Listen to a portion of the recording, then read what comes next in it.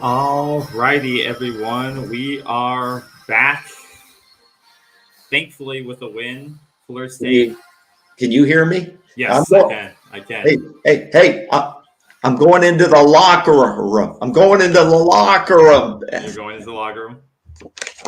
Okay. Hang on, baby. Hang on. Okay. All right. Hanging on. I don't know what's happening, but welcome back to Seminoles Sideline 365.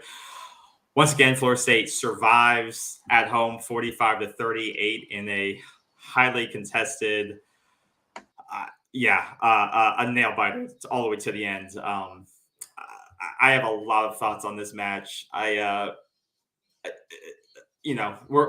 This is what playing good teams looks like. This isn't Syracuse. This isn't Louisiana. This is what playing quality opponents does to a defense. And, we're lucky that we came out with it. We're lucky that our offense came and showed up today like they have been in the last few weeks, which, I'm happy. I think we're all happy to see that they came in, they did their job. You could tell Jordan Travis wanted this game more than any other. That guy played, he played with his full heart. The passing wasn't there. Guys were dropping balls all around. But that guy gave it his all. And then there's a lot of things, but the biggest thing is you come out with a W 45-38, which luckily didn't have to go into overtime. So that's the prayer. And Bruce, are you in the locker room, or what is going on over there? We can't hear you, buddy. We can't hear you. He says he's in the Seminoles locker room, but we can't hear him. I don't know what's going on, but we can't hear him. He's in the locker room celebrating.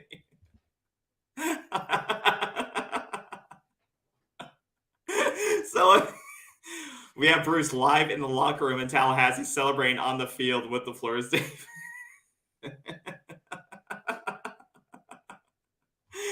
He is live in the locker room. I don't know how they got beer into the locker room, but they have Bud Light in the locker room tonight celebrating the big rivalry win. So there he is. Go Noles, Bruce. Bruce, I want to see you back in the studio soon.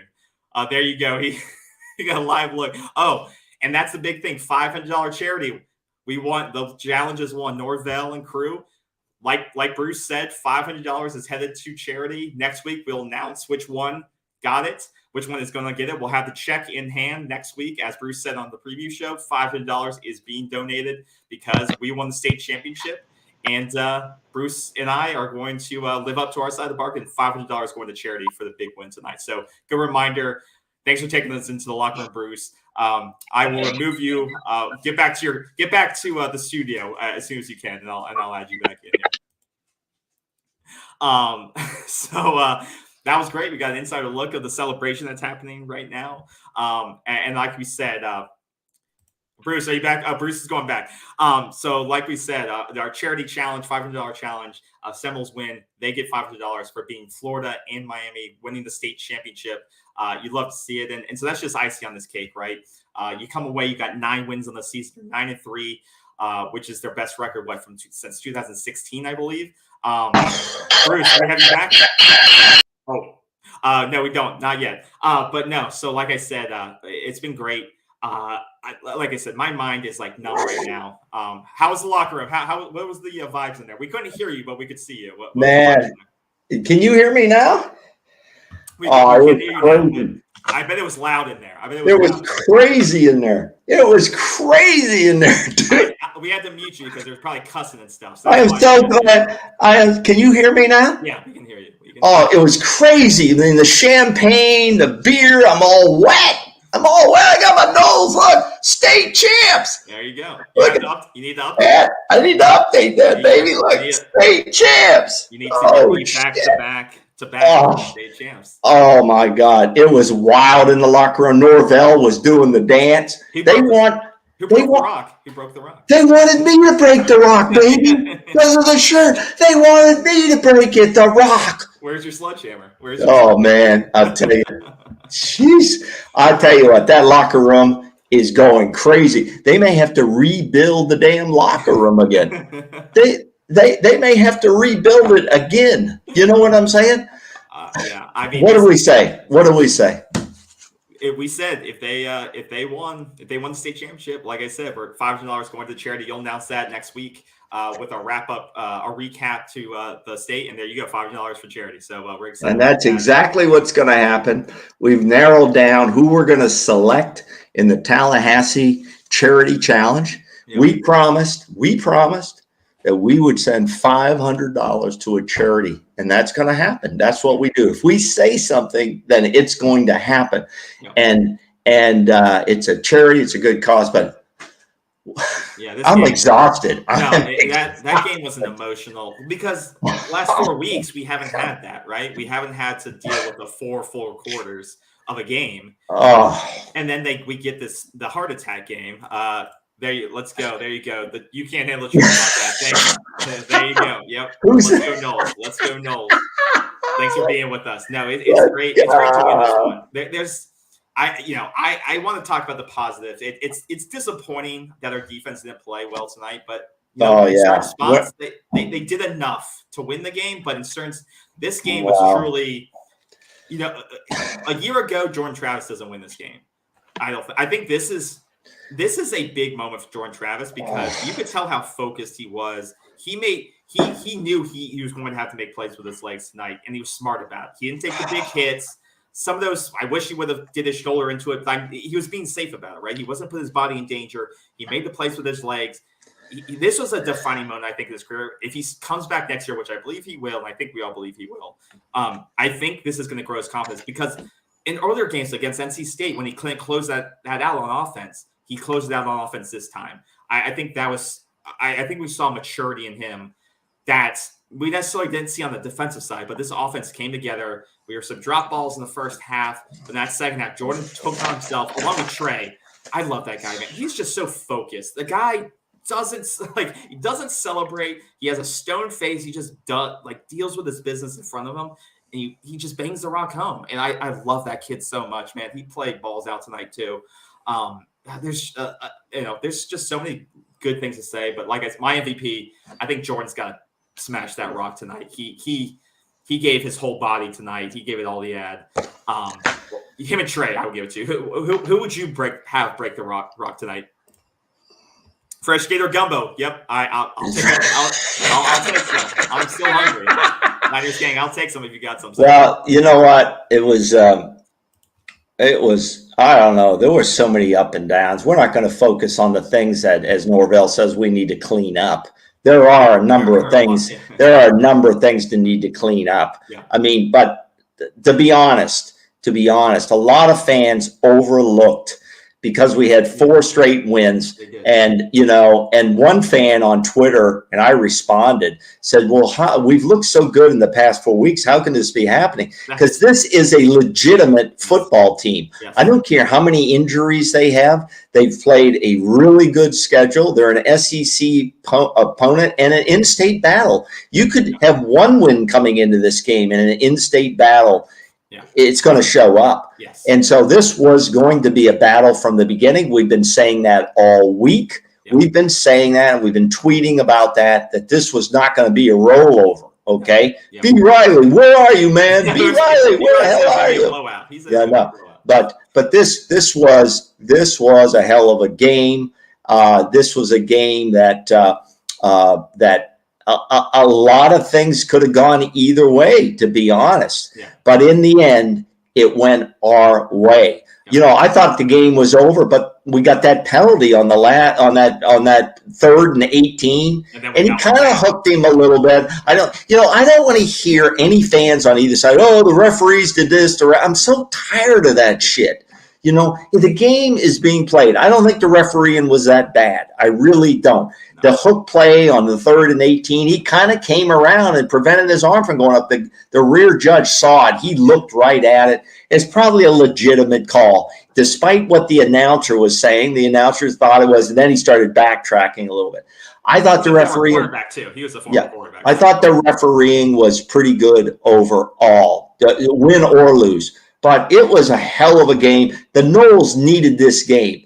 They needed to win this state championship to take the next. If we would have lost, it would have been devastating. I don't care what the score was. It would have been devastating. 100%. Our defense was more porous than we would have hoped. And I think we'll talk about it in another show. But there were disappointments at times. There were disappointments. And when is he a freshman, Richard, freshman at Etienne? When Etienne, when he gashed us, gashed us for over 100 yards. No, he killed us. He had over, just pulling up here, he had 129 yards, yeah. But like you said, KB, let's look at the positives, what happened here. And we were able to, by my count, especially in the second half, we were able to put up points on. We had the ball 5 times on 5 drives, and we scored on 4 out of the 5. That's efficiency. That's efficiency of possession. In the first half, we had the ball 7 times and we had 3 cash-ins. So we were able to. The offense really had to outscore the opponent here. That's really what this game was down to. If our offense was last year's, we lose this game. And we talked about that on our previous show, and I said this team hasn't had to fight back in a while, right? You're right. To fight back. They haven't had to pass from behind. Usually it's just run the ball from ahead, but we haven't had to fight back yet. And when we have, we've lost those games. And so this is the first time that Jordan's had to take that offense and say, okay, we're behind. Not behind a lot, but we're behind, and we gotta own this game because our defense isn't kind of making adequate stops. So absolutely, defense had a couple of stops, and the offense responded back accordingly, and that's what you have to take. That's what it takes to be a good team. So absolutely. And I wrote down in my notes. I wrote down after our first possession in the second half, and we got a field goal. Fitz, hats off, buddy. I know you missed. He missed one, right? Yeah, he missed that long one.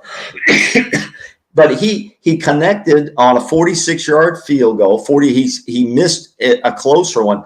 But you know what? He hit the one that we needed at the start of the second half. But I wrote down in my notes, adversity is here. The score was then tied 24-24 when he kicks that field goal. And I said, adversity is here. How are we going to respond? And we responded with the next 4 possessions. We scored 3 touchdowns on the next 3 out of 4 possessions. Okay. So that's responding to adversity. Okay. And then the defense, when they had to respond like they did against LSU in the final drive with the ball being thrown, coming down at them, down to the goal line, basically, they stopped. They got the stop they needed. Yeah. And that's the stops like you said, the stops that allowed us to get ahead. They got 2 or 3 stops that allowed us to take the lead back. And then we knew it could be a shootout, but I agree. They got stops when they could. It definitely wasn't a great defensive performance. I think, like you said, that line got dominated by the Gator offensive line. That's something, it happens. It's something, it just shows you need to improve upon. You need to get more bodies in that middle of the line. And, it's a weakness, but, you survive, like you said. But the thing was about them getting a couple of those key stops and us scoring and responding, Florida had to stop running the ball. And that's what the thing is. They got behind and they started pressing and they started saying, okay, Anthony's going to start having to pass the ball now. And they stopped running the ball. And that was the most effective part of their game plan. So that's the thing. Once we got a couple of those stops, they had to punt it. Travis responded. We scored. Now they're behind. Now they friendly press. Now they're down 14. Now it takes them out of their game plan, which is to run the ball on us, and they stopped doing that. That's when the game started to change. They come back, but they had to get out of their comfort zone, and that's when it felt like we could win the game again. It's when they couldn't just run the ball down our throat the entire time. Well, I wrote down a note too. I thought Benson disappeared a little bit there in the second half. Ward was in there getting his reps, which was fresh legs. I get that, and then Benson comes in and scores a touchdown on the 5th possession that we had, and it was a good run. I mean, Travis had a good run in that drive, and Benson finished it off. So there's so many things to look at in this game. It's going to take another full show to do that. This is not the time or place for it. But Anthony Richardson, they kept saying he's a top 5 pick in the draft. He's not a top 5 pick, but he is one of the better quarterbacks we've seen this season. Okay, he's a guy that can air the ball out. I thought Pearsall was gonna kill us in this game.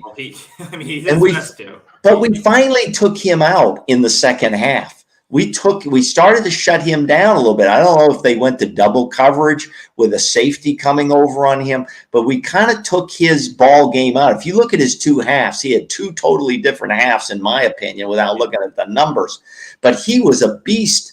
We knew he was their only legitimate receiver. Now, how he got 2 big touchdown balls was crazy. Which is just he smoked guys in the first half. But like you said, they shut him down in the second half, and that may have been some game plan because I think they thought, well, we don't have to throw the ball in Florida State. We can just run it on them. So let's keep doing that. But once we got some stops on that game plan, then they started to repass the ball. And then by that time, he had missed 12, 15 straight passes in a row. He had 9 completions the entire game. So, you effectively did that. You shut his passing ability down, which is some of him just not being a great passer. Some of it there were some good pass breakups. I have to give our defensive backs credit. There were some great pass breakups on these receivers that did lead to some of these punts. So kudos to on that side. I think defensive line's the bigger issue. And the running backs, I have to give credit to Michael Johnson kid on their team too. Oh yeah, he came over from the Cajuns, Raging Cajuns. Yeah, I bet they miss him if they're watching right now. Yeah, I bet they know they missed him. But, he's legit. Florida's got some great backs, so that's one of the things. Our defensive line didn't look great, but Florida's got some great backs. And they got a good good offensive line. Well, let's give credit. Yeah, let's give credit where credit is due. Florida looked pretty damn good tonight, and you and I kind of expected that. Now, I know how rivalry games are. Nobody's been around this rivalry more than I have, period. But, we have to call it the way we see it. And some of our fans fall in love with every player on our team. And we love our guys. Yeah. We love but you can't fall in line and in love with every guy and say they're the best guy and they're going to be the number 1 pick in the draft when they're not going to be the number 1 pick in the draft. That isn't the feedback you need to give some of these guys. And that's another show that we'll talk about of who should go, who should probably ready to go and who's not ready to go. Yeah. But this game alone was an exciting game. It's a classic game that'll go in the vault as a classic game. It was one of those who's going to have the ball last. Yeah, this could have come down to an overtime. Could you imagine if they would have scored? Would they go for 2? No, I think they would have gone for 2 on the road. You think so? This is their championship. Yeah, you know what? And with Richardson and Etienne maybe in at the game at the same time, I think they would have gone. Yeah, you would have a pretty good chance of maybe getting this thing. I mean, this would have been a horrible finish. But it wasn't. That's the thing. It wasn't. We finished with Travis only had 13 completions. But he had 270 yards. He had the big play. Malik McClain makes a great catch on the great throw. He steps up again with a big play. Other guy with the receiving. Once again, almost. And while you look at, I think Fuller made the call on the last play of the game, which was the right call. Yeah. Put pressure on this guy. If you put pressure on him, he'll make a mistake. Okay, and he brought some guys. Pressure on the end. He brought some guys. And I forget, was that Jamie Robinson? Who was that at the end? That last play? Can you? I don't think it's up. You can't do it. That's okay. I can't remember who it was, but somebody. I don't know if it was Deloach, but somebody was very quick, popped through the line, came in and chased him back 15 yards, and then he just had to unload it. He just had to unload the ball, and it wasn't close. It was going to be no pass interference. He just threw the ball up, hoping somebody would come down with it. And I'm surprised we didn't do that more in this game. I'm so surprised we didn't do that. But in this case, Fuller didn't just sit back and rush 3 or 4 guys and let him pick somebody out like a Pearsall or run. Yeah. So it was the right call for the right situation, and it paid off. So. I mean, I have a lot of notes. I write down M's for mistakes we made at different places. We don't need to go through that tonight. I'm not going to go through that tonight. That's not what this show is about. But this is a celebration for this team, for Coach Norvell, for the coaching staff, and for this fan base. We are 9-3, dude. Yeah, it's. Do you understand? We're at 9-3, okay, on the season, and I thought we'd win 7 games and I'd be happy. We won 9 games, and I'm even more than happy. We both had 7-5. We both had Yeah, 7-5. and that locker room is just as you could see me in the locker room. Could you see me in the locker room? No, I hope. if anyone missed it, go back and watch the replay. Yeah, if you go, you'll see. You go to the beginning. I had to make my way down into the field, into the locker room. The security guys didn't know. I had all my shit on. People jumping up and down. I had a fake badge on. I go into the locker room. He was in the locker room. That's the old man. What are they going to do to me? Throw me in jail? I have that last play real quick. You did? You can look at. Okay, let's see who breaks through and puts that pressure on. He's really the big hero of this thing. Yeah, absolutely. I want to see who that is. I couldn't remember. I was jumping up and down, making my way down. Okay. Sorry, this is right? No, that's not it. Here it is. Oh, 10. Who's 10? It was a great play. Who the hell's 10? Why don't I know? Look it up. Is that Deloach? No, that's Jamie Robinson. That's and he's come up with these plays. He's come up with these plays every week. They sent Jamie Robinson on the last play. And he's a finisher. He's a finisher. He made his money on that play. You know, in these types of games, the Miami game, the Florida game, the Clemson game, you remember guys who make plays and you remember guys who don't make plays. And that's what they're remembered for, you know? And Jamie Robinson should be remembered. Unless I'm missing the number. That was Jamie Robinson. He had 10 tackles tonight. He was up on the line, and he came through, and he pursued, and he caused that pass just to be thrown up in the air. And there was going to be no Hail Mary, play tonight for the Gators. Tackle, and that's why you sent Jesus Christ. He finishes. It was unbelievable. But this is a celebration tonight. Now, don't go out and burn couches and, have a good time down at Madison Social. And the Gator fans are going to go home and they're going to have to eat crow for a year. We had lost 4 straight games to these guys. This was the highest scoring game in the history of this series. The highest scoring game in the history of the series. So you watched a historical game at Doak Campbell Stadium, and we ended up winning the game, and rain was not a factor in this game. Well, thank God for that. Yeah, because that would have been all running, which it could have been interesting. But I totally agree. Thankfully, that wasn't a factor. But you got your money's worth if you were there. It would have been. I mean, it was. You could hear how loud it was through the TV. Oh God, the fan support was tremendous. I think they had a crowd of 79,000 plus. Every seat was sold out. Yeah. You saw a game, and we at home on our TVs, saw a game to be remembered. And we're going to remember these performances of a Jordan Travis. We're going to remember the performance of a Trey Benson. We're going to remember the performance of a Jamie Robinson. That, those are the names that really stick out right now, that plays like this that you're going to remember. It's the amazing plays like this from Travis tonight that you're not going to. He gave it. That play! I know the one you're going to flip up. That was incredible. That was the Houdini play. Yeah. That was the Houdini play. It was here. Let me pull it up right here. Yeah, it was crazy.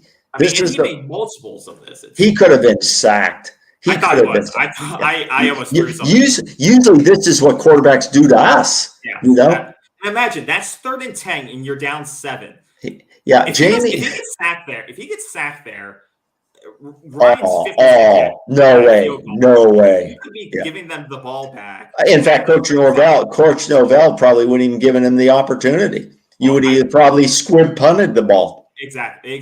That's a game-defining moment right there because that puts you tied again. It puts you head-to-head with them. And some people are, probably saying, well, why in those other plays was he sliding at the goal line? That's instinct. He's been taught to do that now, and that's a little bit of instinct. When you're doing what you, It's self-preservation because the old Travis, It's like you said, it's he's got him in his self-preservation. shoulder, but he knows how important he is to this team. He cannot He go in would have there and Tim no, Tebow guy. He's not built like that. One, but no, two, there's no one yeah, behind him. He yeah. has to preserve himself to win the game for the team. Exactly. And sure, we were a little disappointed that he didn't go head first, but that's an instinct thing. He's been taught that to get down, and sometimes you don't know where the hell you are. You're just running for your life. If this team can't finish a touchdown from the 1 yard line, then they don't deserve to score that. Yeah. I mean, he's got to preserve himself. He made the plays to get us in the right areas to score the ball, and he, like I said, and our defense, at times in the red zone down there at the goal line, there was the fourth possession the Gators had in the second half. That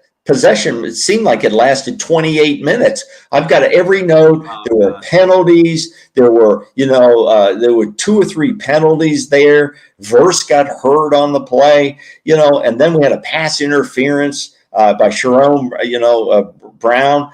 And then finally they went down there and they scored. The defense tried to hang in there as long as they could. And you know what? In a way, it chewed up a hell of a lot of time, if nothing else. I think it worked to our advantage in that regard, but I also think it gave the Florida defense time to recharge too, which may be hard. It did. Yeah. Yeah, it did. But and hey, look, a little shout out to Fitz. He was 1 of 2 on field goals. He hit every extra point, and every point in this game made a difference. Yeah, every point in this game made a difference. And it was a total team effort. These guys should be very happy. They should celebrate safely tonight, and now we're off to some bowl game, which I don't give a shit where they played. I cared about this game.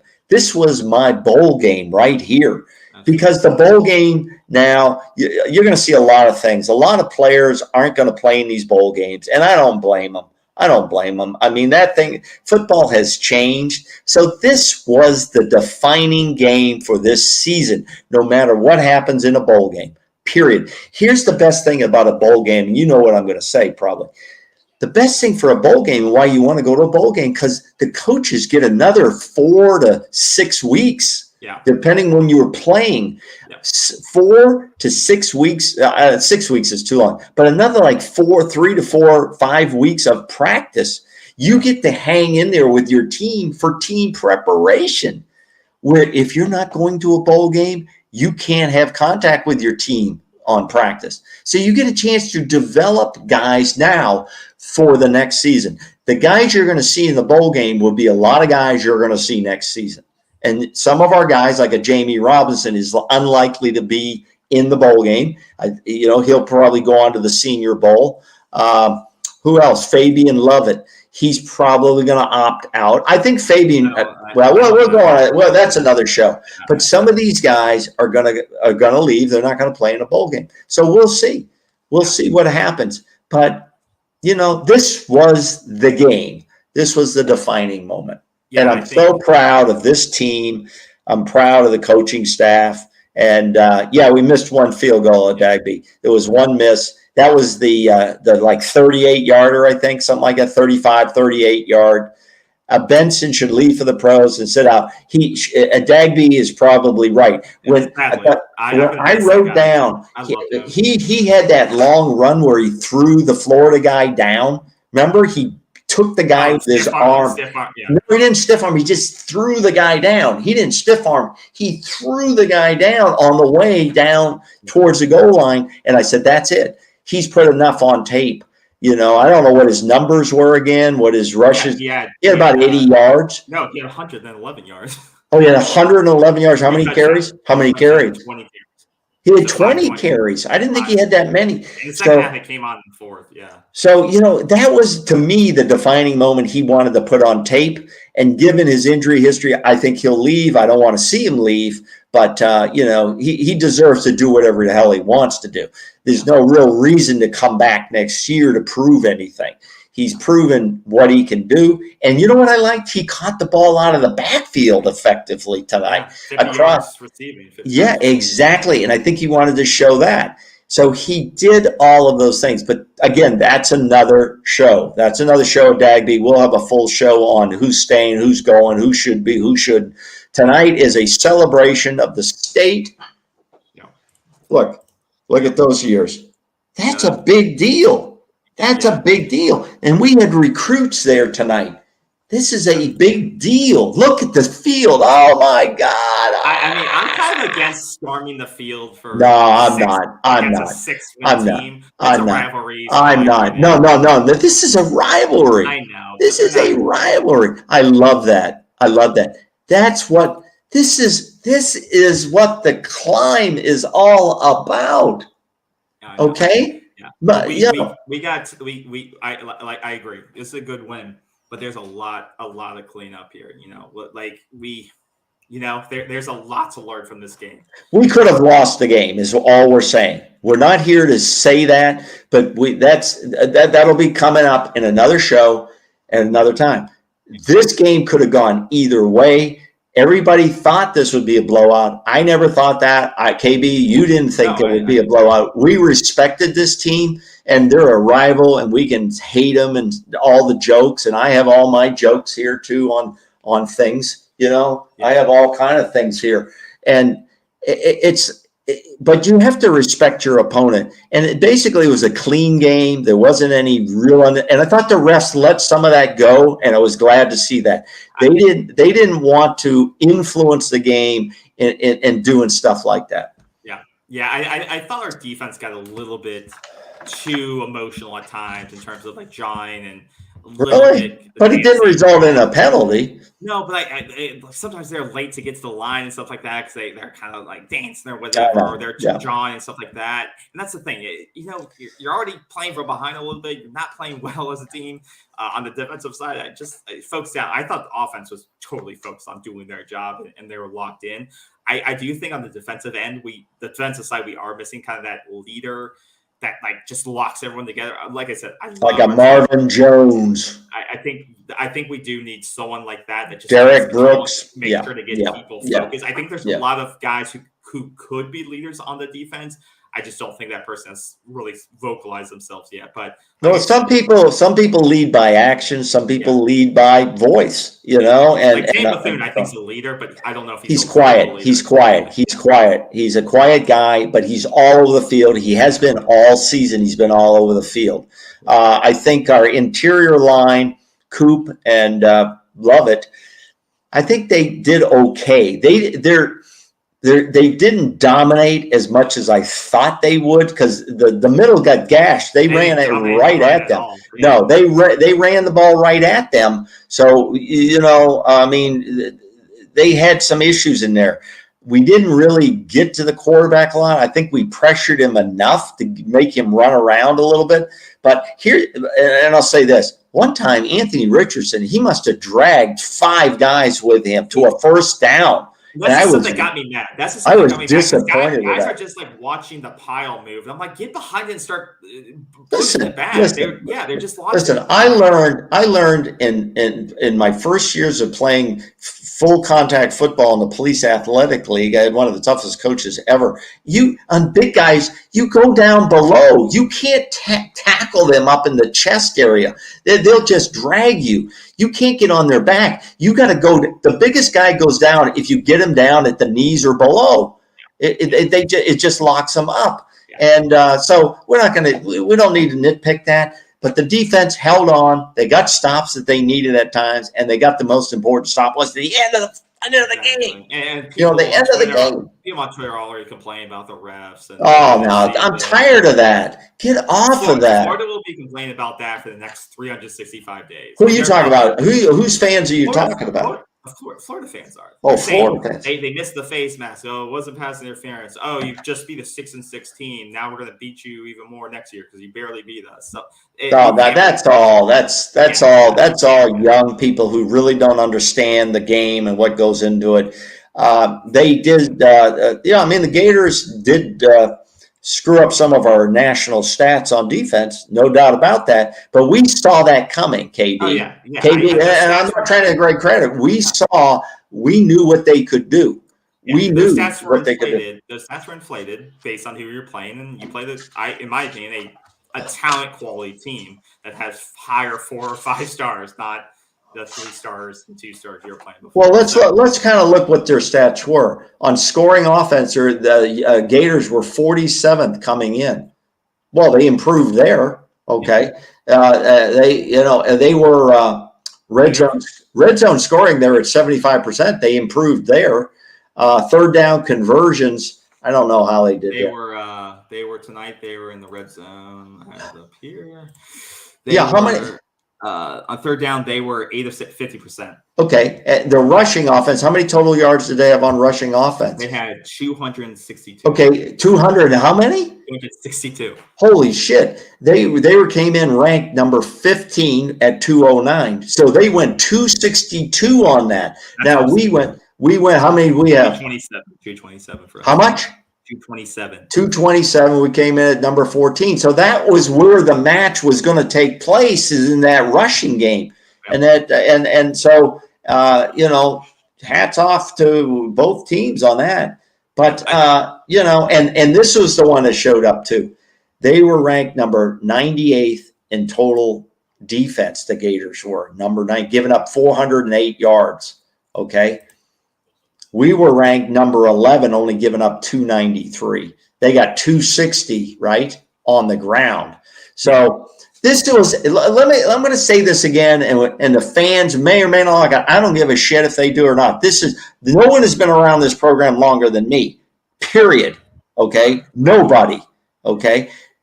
This was a legitimate team. This was one of the best teams we have played this season, despite their inconsistent record. In their inconsistent performance, they are one of the better teams that we have played this year. If we would have lost to this team, I would have been very disappointed, and it would have been a huge step back for this program. Absolutely. But you needed the same effort that you had when you beat LSU. You beat LSU. It came down to the wire. Saw you had some defensive issues at the end. Yep. You found a way to close out. Same here. Had some defensive issues at the end there. Found a way to close it out. And you have 2 SEC wins on your resume. So, like you said, these are the type of wins that you have to get against quality opponents in terms of talent on the roster. The Clemson, the NC States, those types of teams. That's what you have to do. And when you play LSU next year, you're going to get an even harder fight. I'm going to that game in your opener. So in Orlando. In Orlando. But it's still they're going to be it's going to be this times 2, and you've played them. So, but you got to be prepared for that. You have to say, okay, what did we see tonight that we can get from the portal? What adjustments we have to make? Because this team, is like I think average plus right now. And they can grow. There's a lot of players on this roster that are going to still be here for 3 or 4 years that can get better and grow. This team is just peaking, and it's about where do we go from here? Where do we have to infuse talent to get even better moving forward? But we're not here. We say it's candid and raw here, and it is candid and raw here. And we're going to tell you like it is. A lot of FSU fans fall in love with every player on the roster. And that's cool. I like every guy. It's not about the kids on the roster. It's more about not being focused on where's our ranking in the playoffs and stuff. No, play every game. Focus on every game, winning every game. The rankings take care of themselves if you focus on each and every game. And so this team don't be disappointed. Some kids are going to leave this team. And we're going to bring some kids in. That's the nature of this college football now. Alex Walker says, I've been a Noles fan since 1987, and I'm 51 years old. Well, Alex, I've been a Noles fan since the early 60s on a transistor radio. Does anybody know what a transistor radio is with AM only? He's 100 years old. I listened to the Lane Fenner game which I've talked about on previous episodes in 1966 when we got robbed. When we totally got robbed. But, this is same Alex, and I'm 70 years old. Okay. So I've seen it all, brother. I've been up and down. And the best games were Bowden versus Spurrier. Oh my God. Spurrier would start a week out and start working refs saying, they tackle late. They hit the quarterbacks late. Oh, he was terrible. I hated that guy. Absolutely hated it. Calm down. I don't calm down. I was in the damn locker room. If you didn't see the locker room, you need to go back to the beginning of this tape and look at the locker room. It was great. Oh my God. But this is what a wonderful night. What a wonderful night. We're not going to focus on negatives. This team, hats off. Can you imagine the seniors going out with this? It's so good. No, like you said, it's great to get this the way they got it. Like you said, it wasn't pretty. Oh, it was exciting. It was It exciting. is very exciting. It's very exciting for the program because, like you said, it's not about winning 11 games or 12 games or winning ACs. It's about progress. We wanted to see progress. And me and you at the beginning of the season, we predicted 7 wins, and look where we are now. We're at 9. Yeah. So we went from 3 to 5 to 9. That is progress. Like we're not world breakers right now, but this team is progressing the right way. The culture is being built, the foundation is being built. Now it's about finding the right players to fit into this program. And I think Mike's done a great job of portal of that. But now the high school is going to start. The high school recruiting is going to get back on track soon here, right? Well, the portal window opens, and then the early signing comes up the end of December. Yeah, I like you said. I think once that's been great, and that's been well to us. So it's. I mean, this thing, we got to keep it rolling. It's going to be interesting who we get matched up in the bowl game and how that plays out. Could this be a 10-win team, and what does that do to recruiting, stuff like that? But I think like Ray K says, Ray K. Hey, how about a new truck? How about a new truck? I think. I think we need to do whatever we need to do to keep him here because I don't think he's going to go pro. I don't think he's ready to go pro. No, and I said at the beginning of the program, that guy willed this team to victory. He's probably not going to get shown on ESPN because they hate Florida State in my eyes. But this guy willed this team to victory tonight with his legs, with his arms. Some guys weren't dropping balls. He gave it all, and he was laser focused. You could tell how focused he was in this game. And you know what? You're right, KB. This is what's important about Jordan Travis in this game where there was adversity. And you had to stay in on every play. He didn't get emotional. Yeah, he was focused. If you ever watch the greatest quarterbacks that have ever played, they are focused, like you say. They really don't get too emotional, and they just stay with what do I do to get better on the next drive, on the next play? What do I do? And he was there. I hope he comes back next season. This team has a really good chance of competing for the ACC title plus if he comes back next season. And because that quarterback position is so important to any team, and we know that. But it's going to be an interesting off season. Like I say, the bowl games are going to be a little bit different. Bowl games now will be the development of younger players, of players. Of course you want to win, but it's really about the development of players. This is the game. This is the game the fans wanted. This is what we wanted. Exactly. Okay. And I have to share one more highlight of Travis because he's incredible. He gave so much tonight. And Hypnotic says no quit in our men. You're exactly right. There was no quit here tonight. This play. Crazy. When you're down, he just lays it on the line. Just crazy. And I think they called him down at the 1 there, didn't they? No, this one I think he got in. Maybe it doesn't matter. It doesn't matter. We get in. It doesn't matter. He used his legs, I think, more tonight than he has most of the season, and he needed to. He had to. Yeah, exactly. He knew he needed to open up the game plan, either because guys weren't getting open, or it's just they were giving it to him. They weren't spying on him. Yeah. So take what the defense is giving you in this maturation process of him. I would love to see Jordan Travis, which we're going to have another show on. I'd love to see Jordan Travis come back one more time and really develop his passing game. He is commanding now. See, before he was just playing. Now Jordan Travis is commanding the field. And Coach Norvell and staff have provided him the weapons. Yes. They have provided him the weapons. A majority of those weapons are going to still be here. Yeah. And if he comes back, but and if he does, this team has some really big ceiling. They have a really big ceiling. The weapons he have are pretty. Johnny Wilson needs to continue to develop. He's not going anywhere. Johnny Wilson is not going anywhere. If he does, it's a mistake. He needs to develop. He needs to stay, but I think he has very big potential if he stays and develops. He needs to develop his hands. His hands are not NFL caliber at this point. His body, his size is, but his hands are not. He can't make that one catch that you see the pros make, and you will not be in the league. So this is not a negative on Johnny, but he didn't know that. Yeah, but I think he comes back, develops. We have Kentron keeps making plays. He's young. He's going to make plays. Then you have guys like Malik continues to make Malik plays. made a great play. Yeah. If you can keep these guys And around Pittman's coming back. Pittman's coming back, right? And I would love to get him more involved, but he's just great as a blocker. The guy blocks on. Yeah, but Pittman is is a little guy. He is not afraid to go across the middle on those slants. No, absolutely not. But I think when he's not even catching the ball, he does great. So I think that's the thing. Jordan comes back as a more seasoned passer, develops it on the offseason even more. And then the receivers who have gone through the fires of this season develop with these practices for the bowl game. They're going to come back even more entrenched in this offensive game plan, know everything about it, because these players have gone through 3 seasons now, and you've seen the progress. So I think even a 4th season. And we didn't even see Ja'Kai Douglas tonight. I don't know where he was, but he's still on this roster. Yeah, this guy is a great pass catcher. And we're not even talking about Winston Wright, who's going to come back next year, which I believe is the case that he'll come back. Exactly. So the weapons here are amazing. JT, great student athlete. You're damn right he is. He really is. He's grown by leaps and bounds, hypnotic.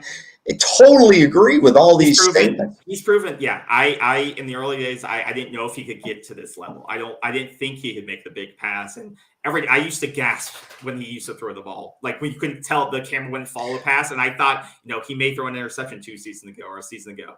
But now I trust him where the ball's going. I trust his decision making because he's waiting. Yes, he trusts himself now because he trusts his ability. Right, and it's great to see that maturation in a player like him because he's put the work in. The guy made the work in. He left. He stayed in the program. He wasn't the starter from day one. He put the work in. He fought for this position, and now look at him. And he's got this team to 9 wins. And you'd love to see things like that. Yeah, I think like you said, Pittman is our Debo Samuel. That's a good comparison. That's a good comparison. I compared him. Who's the guy Brady used to have? Run Edelman Julian Edelman. He's a little guy. He's a go across the middle. He'll do anything you want. Ja'Kai is this guy. I don't know where he was. I don't know if he played. Maybe he's sick. I don't know. There's a lot of guys that got on the field. But Ja'Kai is a legitimate threat. I mean, there's so many guys now. They have so many weapons. That they're really stocked in our running back room. Ward comes back, right? Isn't Ward coming back?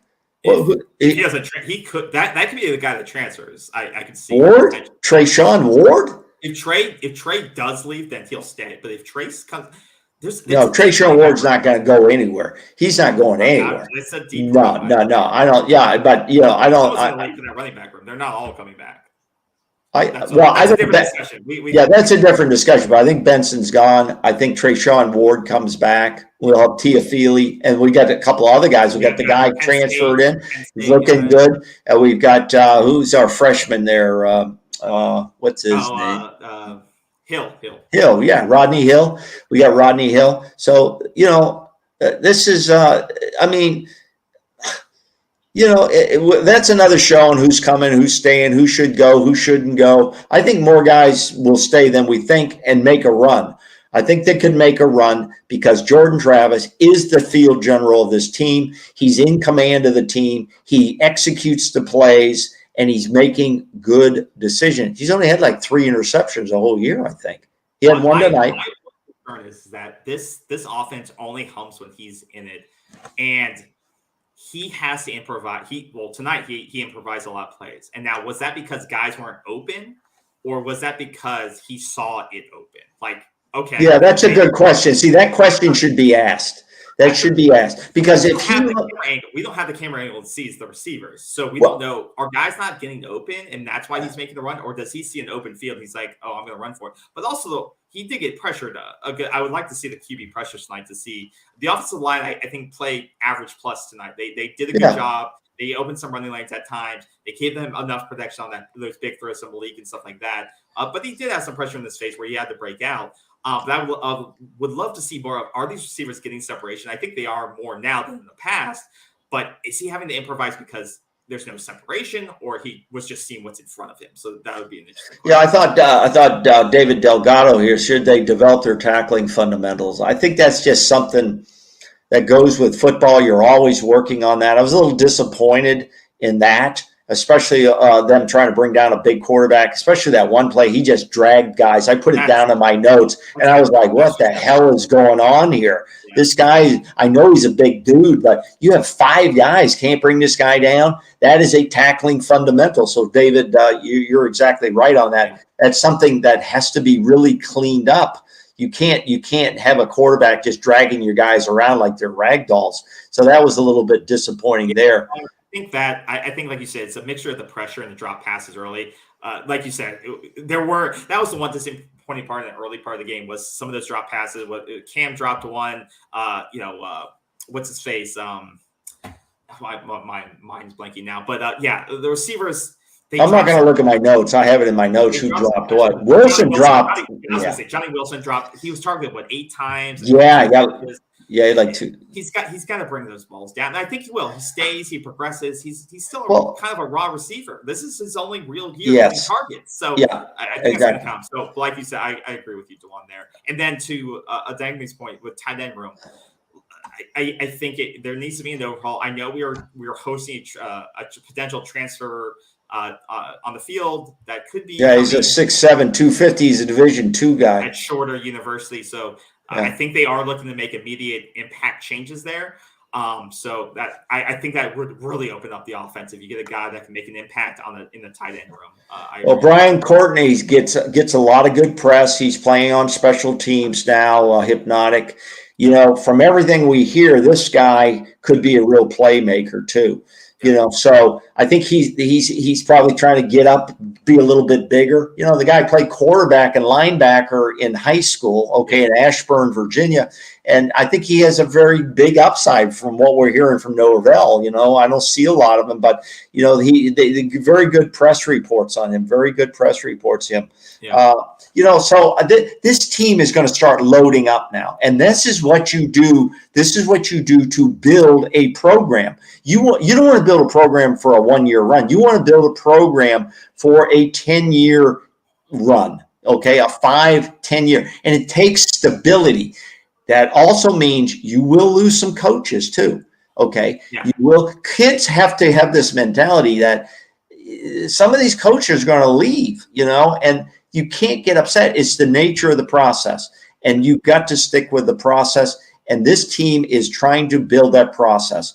You have to have a coaching staff, mainly the head coach, who's around for a good while to do that. Yeah, and that's a great point. I think having continuity within a program is very important, and that's going to pay dividends. And I think we're already starting to see that. And to your point, DeJuan, and something you brought up, I think this is a good point by DeJuan. Level of talent level. Yes. We were playing against four high 4 stars and some 5 stars, and the talent level is something we hadn't seen in the last 4 weeks.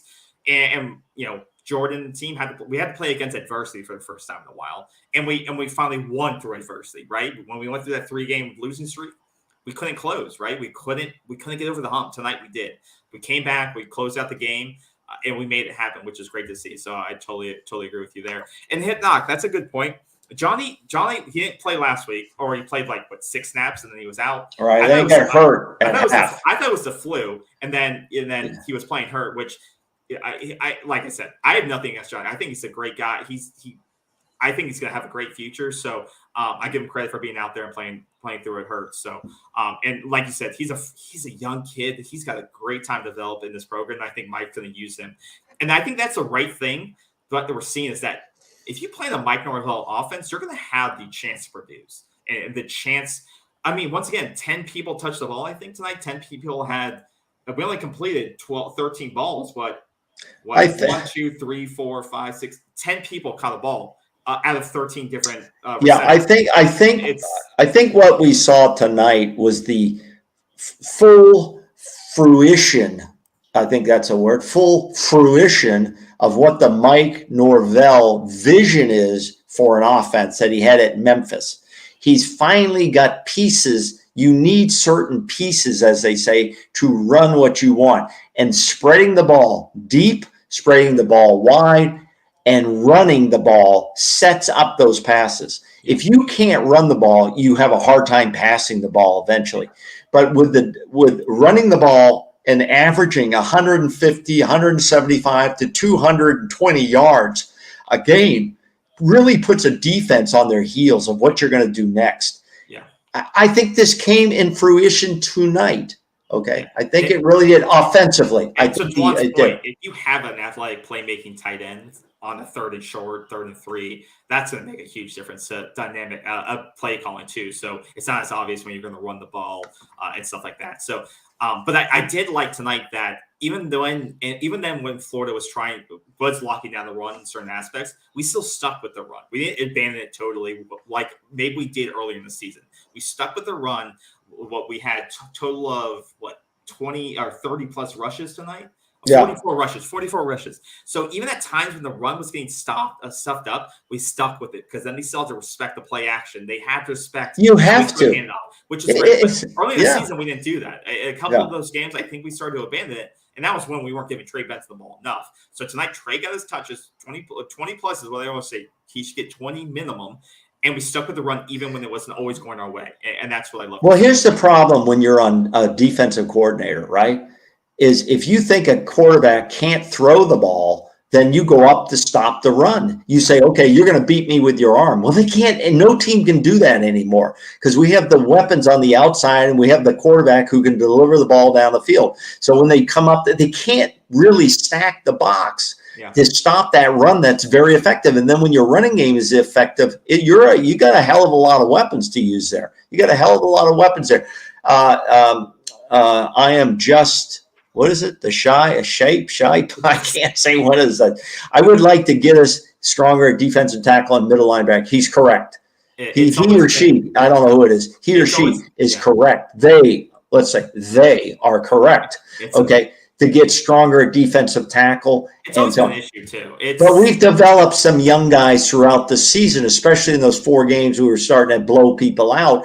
You're able to get a lot of Pat Payton. I saw a lot of the other guys in there as well. They got a lot of reps, and we're trying to bring in some other guys. And you're exactly right on that. You're exactly right. Yeah, Alex, go Noles. It's nice to finally feel like we're winning again and go on the right track. We still got a ways to go. Yeah, well, that's a nice part. We're definitely not back, but it's nice to know that we're back on the right track. Oh, there's our guy. Yeah, thank you. Hey, thank you. Who's that? Nick, or the yeah, that's great. We appreciate it. I don't know who that is exactly, but that's go Tigers. Nice win, Phil. Go Tigers. Yeah. But no, it's funny. Like I said, I don't want us to overhype where Florida State's at. By no means is Florida State back, but we're back on track. For so many years, whether it was with end times at Jimbo, and then we had the disaster that was really Taggart, and the culture rot that was in this program for so long that you just had to throw it in the trash can and light it on fire. For Mike to come in and just totally go through the COVID season and just try to piece this thing together, we're definitely on the right track. Now, there's still going to be a lot of bumps in this road, and I think we all know that. You're going to have to play some tough teams. You're still going to have to try to dethrone Clemson, who's still a monster in the ACC. Well, yeah, the goal, KB, is if the goal is to win an ACC championship, which is a goal, and the goal is to get into the college playoffs, you've got to play tough teams.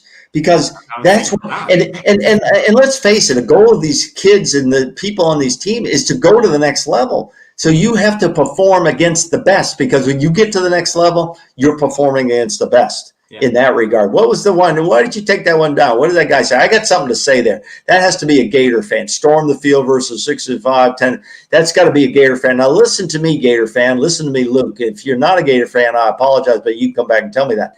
Listen. This is a state rivalry game, okay? I don't care if you're 15 years old. You might be very young. You have to understand this series. We could have come in 1-10 or 1-9 or some shit like that. It doesn't matter. I've seen teams come in here, a Florida team that wasn't good or an FSU team wasn't good, and beat the other team. This is a big deal, and it is for the fan base too. So we'll storm the field and not be destructive and have a great time, because it is a big victory, and it's bigger than any bowl game we'll win ever, except if you're in the playoffs. Okay. So thanks for your comment, Luke. Come back anytime, man. We want you here. Yeah. Okay. Yeah, no, DeJuan, another good point. It's nice to finally close some of these close wins. LSU closing that game out. because so often we've been on the tail end of these games, right? And it's down to the wire, and then you lose at the end, against Notre Dame and stuff like that, where you're just so close to getting there, and then it's a heartbreaker. But finally, we're starting to get on. But when you play when you play good teams, KB, you're going to have close games, and you have to learn to win close games. Yeah. You have to win the close games. And we're starting. The Florida Gators aren't good. No, is he being sarcastic? No, I think he's being. That's a different person. You're. No, I mean the Florida Gators aren't good. Laugh out loud. I don't know why you're focusing on those comments. I don't know. I'm just commenting. We invite everybody's comments. I don't care if they're Gators or Noles, but we want to get our regulars up here. Our regulars get priority. So hey, by the way, subscribe. Please subscribe and hit the like button for us. That's how we get paid. No, we're not getting paid. We're not getting paid anything. I don't know why you say we're getting paid. Paid emotionally. Paid emotionally. I'm not getting anything. So. Paid emotionally. We don't get any pay. We send out our own money on things to the charity donation. Let's not forget that. Go on. I think that's a great. About having an identity as a team. I do think this team is now starting to find itself. Do you want so as part of, if you guys are new to the channel, Bruce and I are doing a charity challenge. If we won the state, we would donate $500 to charity. So next week we'll be announcing which charity we're going to be doing that to in the Tallahassee area. So it was great. Just a little cherry on top for this win tonight. So it's great that we got the win. Plus, we're going to give a little bit to charity. And I still want to race Norvell and Coop. I don't think that's going to happen. I think they banned you from the facilities. After I got into the locker room, the security guys, after a while, they said, "Who's this old man in here?" I said, "I used to play quarterback here." And to your point, coming from the Jackson State, like where we thought we are at rock bottom. That's a year ago. That's a year ago. We're coming from that and down to be a 9-win team. And how many of those fans checked out and were like, I'm done with Mike, I'm done with this team. But at the same time, it was, it's still a development process. And that team turned around after that point, right? Like that's when things started to click. And I think they knew if you're either with us, you're against us in terms of team and you're going to move forward with us. And I think it was great. And that's also around the same point where I think Mike was like, I got to go with Jordan Travis. Like this is the quarterback. This is the guy I have to invest my time in. This kind of whole experiment with, the UCF guy, it's not going to work. Let's get rid of him. So, like you said, it's been a major climb, to use Mike's words. This is an interesting comment. Thoughts of the trade-off? I don't think there was any trade-off. I think the refs just missed that. I just think the refs were inconsistent all night. That's in my opinion. They missed that. There was a legitimate face mask there, but once again, if you look at that in the context of the play, he was just going to throw it out of bounds anyway. He was. He just threw it up. And I hate it for that to be because now Florida Gator fans. No, that's bullshit. That's bullshit. They will complain about it. No, that's bullshit. But we could complain. We could complain about the pass interference, which would have ended the game too. And the announcer, the TV announcer, even was on our side on that one. He goes, that's a good play. That's how you're taught to do it. They're going to go on. They'll be. Well, you know what? That's losing. They're going to go back and they're going to watch the game and they're going to look for every little play that the refs. Yeah, but that's a losing philosophy. Well, I know they're losers, but that's what they're going to do. That's what they're going to do. That's why I don't like our fans focusing on referees. I don't like that shit. Because they stormed the field after being tagged. That's true. That's true. So. Hey, I think. Wait a minute. I think. No, wait a minute. Where was it? Who was it? Jarrell said, "Hey, calm down. I'm just." What did he say? Where is he? Jarrell, where'd the hell did you go? Right there. No, that's not the one. No, I thought control the board. Let me control the board. I thought Jarrell was saying that he was just trolling the Gator fans. Yeah, he is. I'm trolling the Gator fans. We want to hear from people. We want to hear from people. I wish we had a damn phone here and let them call in. That's even better. I agree with that, Jarrell. I do think we have the best coaching staff in the state. I really do, because it stayed together. Well, listen. The other two teams have first-year coaches. But I do think we have, like, in terms of who we've assembled. I have nothing against Nate here. I do think what's his face, Cristobal, is kind of a corny dude, so I don't really like him. But that is what it is. Kicking should be. I think there was a kicker at the game tonight as well, like a 5-star. There was a guy at the game. So I don't talk too much about guys till they signed. But they definitely are looking to address that, to your point, because this is like, listen, weakness in this is like an NFL roster. I mean, an NFL program now. If you haven't looked at the directory lately in football operations, Christ, there's got to be 25, 30 people there, men and women, in all capacities, from high school, recruiting, player personnel. I mean, I'd love to sit in on one of those boardrooms just to hear what the hell's going on. But you know how the NFL does their draft? They're doing the same thing here at the college level now. They're putting up, where do we need guys? Who's staying? Who's leaving? They're going to figure out now. They're going to interview everybody. They're going to say, especially the guys that are eligible to leave. Are you going to leave? Do you want to stay? They're going to give guys feedback how their future is at this football team. Yeah. This is not something to say that you can just come in and you're guaranteed a job. There are no guarantees. Everybody's fighting for a position now. This is a different level. And so if you're a 5-star freshman, you come in, you think you're going to see the field and just set the world on fire? I don't think so. That's probably not going to happen. You can ask a couple of guys on this team that thought they were going to do that, and that's not going to happen. Now, if you want to transfer out, you transfer the hell out. Well, I think that's but you got to believe in the process that they want to develop you. They're not going to put you in a position where you're going to fail and then hurt your team. Well, I think, yeah, and thank you, EOPs, for addressing that. Even being a Florida fan, you're welcome here, and like you said, I wish we would have beat you by more. But I think Travis is the best quarterback tonight, and we'll see you next year. So thanks. Wait a minute, don't take that down. What's this? I didn't read it yet. State to win. I honestly expected. Well, everybody did. Vegas thought they would win by more, but it's really not about that. It's about winning games. I think Florida put up a damn good fight. They did. I think they've had an inconsistent season, and I expect that the Florida Gators are also battling to get better. I think they will get better. And I think this game needs to be a leverage point into a dang point. We need to. And I hate Steve Spurrier. Okay, well, thanks. The recruiting needs to ramp up now. Like, okay, you're at 9 wins. You're showing progress. You're showing you have an explosive offense. Who doesn't want to play in an explosive offense? In the years past, before, it was hard for us to score 45 points. Like, that was a dream. We would have to play. We couldn't score 45 points against teams like Jacksonville State. So now you're showing, okay, the Mike Norvell offensive vision is coming together. Now we have to start securing some of these recruits. I know signing date's coming up, but like you said, Miami's got this dangerous recruiting class coming in. Can we flip some of these kids?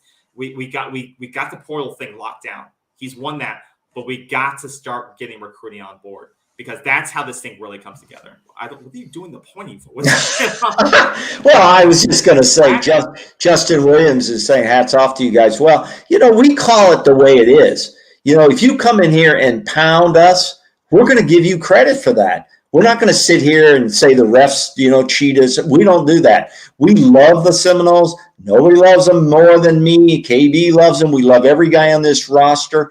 But we're going to give, I remember a game when Bobby Bowden was building this team up. He took the team to Nebraska on the road, and he beat the Nebraska Cornhuskers when they were damn good, nationally ranked in the top 5 every year. And those Nebraska fans sat there and clapped for the Florida State Seminoles. That's class. That's the organization you want to build, whether it's the Gators or Miami or us. You want to build a class organization that respects other teams and do that. So all fans are welcome on this channel. We welcome you, and we're going to tell it like it is. Yeah, and Jarrell, I love your point here, and I think that's a big thing that we've seen with every team that's contributed on this squad. Really has had some journey of some sort. Look at Travis from Louisville; he had to sit behind quarterbacks to get to where he is now. Look at Benson's journey to get here through injury, to transfer. Look at guys like Johnny Wilson who.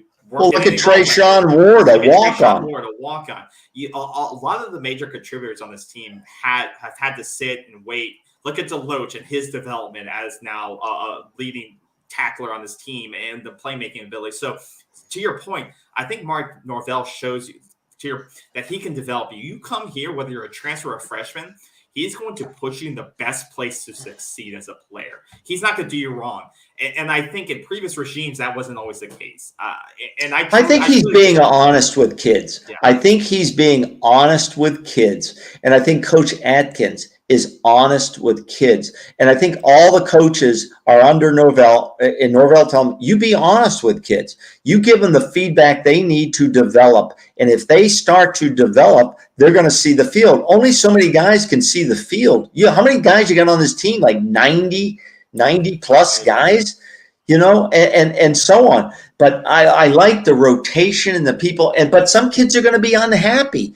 And this is another show, but some kids are going to be unhappy and they're going to want out, and that's okay. And we're going to follow them and hope they do well. We hope they do well. Yeah.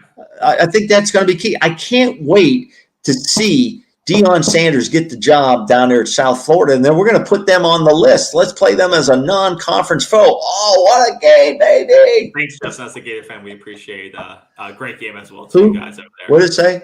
Yeah, he said that. Yeah. That's good. We appreciate it. You're welcome back anytime. Absolutely. Yeah. And hey, please hit the subscribe button. Please hit the like and subscribe. We don't ever ask for that. I see people asking for that all the time on Twitter, and they've got Patreon and all this other stuff. We do this for the fans' perspective. Just hit the like and subscribe button. You're doing a great job in the comments, guys. KB can't keep up with it. I got to get in there and do some of that. Okay. I want to go back to the damn locker room. We appreciate get a beer. Get a cold beer tonight. Because we only have one more game left in the year, so this is important to be with you guys. But Johnny, the defense in the marquee games has given up a little bit. I mean, LSU. That was is it an indicator, KB? Is it an indicator of really what our defense is? That we're an average plus defense? So you give up 23 points against LSU, 31 against Louisville. Wake Forest, you give up 31. NC State, 19. Clemson, 34. I think it's some of those losses. Your offense didn't come together when we're in the NC State game. You got to score more than 17 points. Let's just be honest. Wake Forest, you got to score more than 21. We're ranked number 11th nationally in total defense, though. I think those were inflated over the past. That was on yardage and stuff, not about points. But not about to your point, I think today was a good barometer of where our defense needs to be or where they need to go. Florida has a good running offense. It wasn't like they were ranked 99th in the nation running. We knew they were going to be able to run the ball. We just didn't know how well. And they exceeded our expectations. Oh, they were ranked top 15 team. They're top 15 in running, averaging 209 yards. And I think it shows us where we need to get better. And then we talked about middle linebacker, defensive tackle. Those are the areas that are weakness and that need to continue to improve. So I think the Gators have upside potential. I think their coach is probably I think he's going to be okay. If they panic on this coach and don't give him 3 years, then they're making a big mistake. Sometimes we ask too much and you constantly having to reinvent the freaking wheel and you go nowhere. You're just spinning in the mud, like this. You're just spinning in the mud.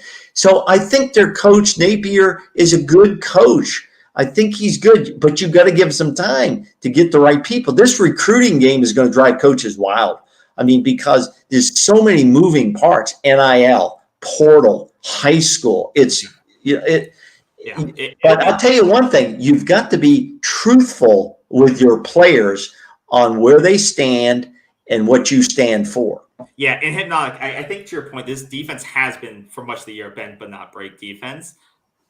I mean, they gave up a good amount to that, and there was that one drive. It was the third or late early fourth, where it was. They're in the red zone for about 15 plays, and then finally they score on us. But that was a good example of that strategy, like you said, that they're close to being very good, but they just sometimes can't close. But for much of the year, like to your point, it's been a bend but don't break defense, and some of these games like this, I wish we could have contained Florida to a little bit less. But you still come out with a W, so I can't. And I'm putting my helmet on, by God. Agree, Ryan. JT put the team on his back. We've been saying that all night. He was beast mode tonight, fully focused, and he was focused. I loved it. He's got to break the rock. I hope he's breaking the rock tonight. That's my vote.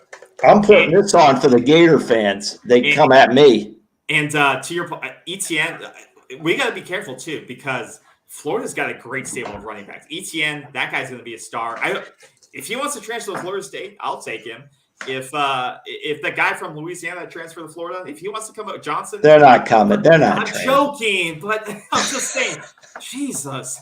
But if they want to come over, I would take them. They are going to have. Some they're players. Listen.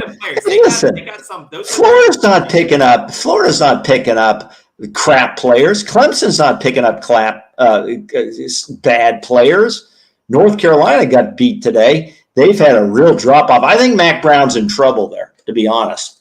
That's another show.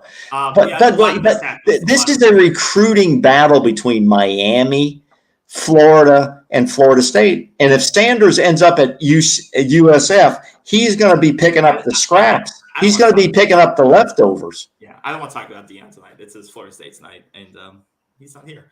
Jarrell, I think another good point about it's not bringing top players, but it's about those that fit your system and culture, and you develop them. To your point, and to that point, I think that's what Norvell's had to do because it's hard to recruit when you've got 3-win and 5-win seasons. And so the portal's a good way to get people like that. And with their high school recruiting, they found some of these kind of, gems in the rough or whatever the saying is. Diamonds in the rough. So I think to your point, they've done that so far. You got guys like Azira Thomas playing. You guys got like Shaheem Brown. You found these guys. Shaheem Brown started at safety tonight. You got Patrick Payton. You're finding these guys that are making early impacts, which is impressive. So, like to your point, I think Mike's done a great job of that. What happened to Akeem Dent? He must be sick or hurt. He didn't play at all, did he? No. Outside there's thoughts on Anthony Richardson.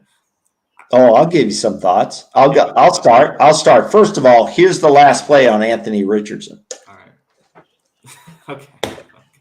I'll get my actual thoughts on it. No, let me do it. Let me do mine first. Okay. All right. Okay, here's the deal. The announcers had Anthony Richardson as a top 5 pick at the beginning of the game. And then they swayed back and forth. I think it's the NFL. No, for the NFL. Top five pick, not 5th round, top 5. He's not. Anthony Richardson reminds me of that big quarterback that LSU had that time. He went Oakland pick. No, he is not anything like Jamarcus Russell. Yeah. Reminds me of a Jamarcus Russell who ended up in the league for 2 or 3 years. And I could have my dates wrong. Correct me out there. You have a lot wrong. I'm just saying, he reminds me of that type of guy who is not ready. He's a sophomore. Anthony Richardson is a sophomore. He needs to stay at least another year. He's not going anywhere. If he goes to the NFL, he will not be there long. He will be out doing something else, selling insurance or something. Okay, I'll get my thoughts. I do think that he's got a hell of a big arm. I'll tell you that. I think he's got an arm that just needs to be developed. I think he needs a year or two to develop under Napier. I think he's got a lot of Cam Newton in him. He's a great athlete that's learning how to throw. I think he's got to develop how to throw, just like Jordan Travis had to learn how to throw. I think he's got all the tools, though. He's going to be a tough competitor for the next couple of years we play him. Because I don't think he should go anywhere. But if he does, then good luck. Well, a lot of these guys shouldn't. But they want to get paid. Now, wait a minute. But you know what? Anthony Richardson staying at Florida should be able to get paid through the NIL.